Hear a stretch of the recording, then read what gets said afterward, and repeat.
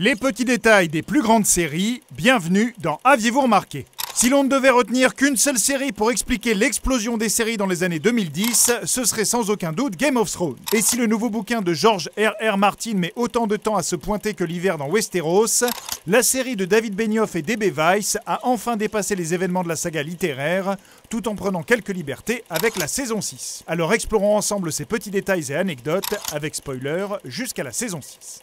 Cette saison 6 était si attendue que même le président Barack Obama ne pouvait pas attendre et a obtenu une faveur des showrunners qui lui ont projeté en exclusivité le premier épisode avant tout le monde. Et en parlant de président, l'acteur Pilou Asbæk a affirmé avoir calqué sa performance de l'antipathique Euron Greyjoy sur Donald Trump, alors candidat à la présidentielle. Toujours dans les acteurs, lorsqu'un personnage dit à Sandor Clegane qu'il n'a jamais vu quelqu'un manier une hache comme lui, c'est un clin d'œil au fait que l'acteur Rory McCann était lui-même bûcheron avant de devenir acteur. Si les créateurs de la série ont une belle réputation quand il s'agit de faire le ménage dans le casting, ils passent à la vitesse supérieure avec cette saison. Avec la mort de Balon Greyjoy dans l'épisode 2, la série continue sa tradition de tuer au moins un roi par saison, et les 5 rois de la fameuse guerre des 5 rois, qui ravageait Westeros depuis la saison 1, ont enfin tous passé l'arme à gauche. Il en va de même pour les loups des enfants Stark, dont le taux de mortalité est tristement élevé, puisqu'avec la mort de 2 d'entre eux dans cette saison, seul fantôme de Jon Snow et Nymeria Daria restent en vie. Cette saison 6 est riche en scènes cultes, comme l'origine du nom de Hodor, diminutif de Holzedor, l'occasion de saluer l'inventivité des traducteurs qui ont dû trouver une traduction plausible dans toutes les langues,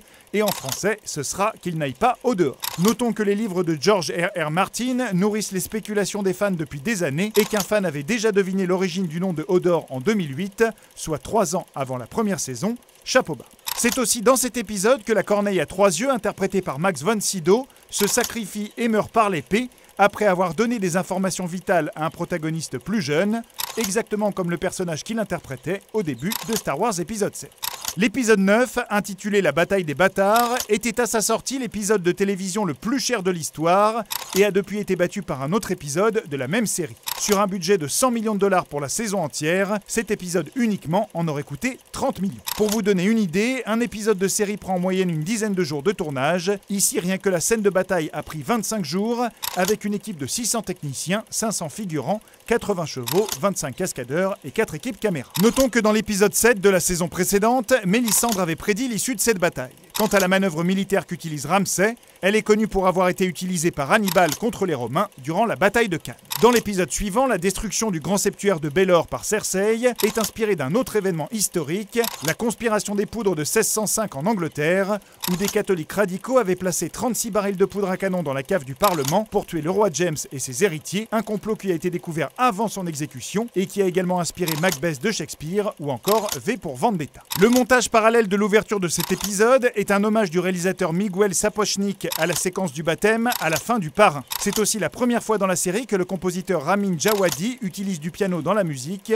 ce qui crée un véritable malaise tout au long de la scène. Et il y a de quoi puisque cet épisode bat le record du plus grand nombre de morts de personnages récurrents avec au moins 11 décès majeurs. Notons que c'est la 5e fois que la main du roi se fait assassiner et qu'avavec la mort de Mace Tyrell, tous les leaders des grandes maisons du début de la série sont désormais décédés. Avec la mort de Walder Frey, les 3 orchestrateurs des Noces pourpres de la saison 3 sont maintenant de l'histoire ancienne, et notons que chacun d'entre eux a été tué dans sa propre maison, d'une manière qui rappelle l'un des morts des Noces pourpres. Walder Frey est égorgé comme Catelyn, Tywin Lannister est tué d'un carreau d'arbalète comme le loup Greywind, et Roose Bolton est poignardé comme Robb Stark.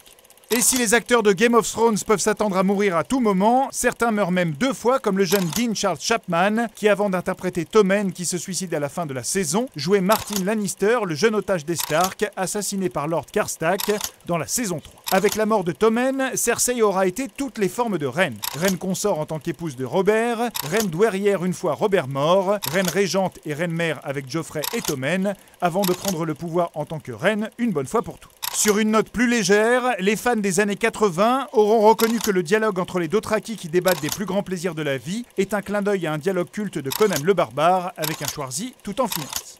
Et pour terminer, on vous a gardé notre anecdote préférée sur Jon Snow. Saviez-vous pourquoi en anglais on appelle les toilettes The John? Sans doute pas d'après Jon Snow, nous direz-vous. Eh bien presque, puisque c'est d'après l'inventeur de la chasse d'eau, un certain John Harrington, dont le descendant direct n'est autre que Kit Harington, l'interprète de Jon Snow. Mais ça bien sûr, vous l'aviez remarqué. Non,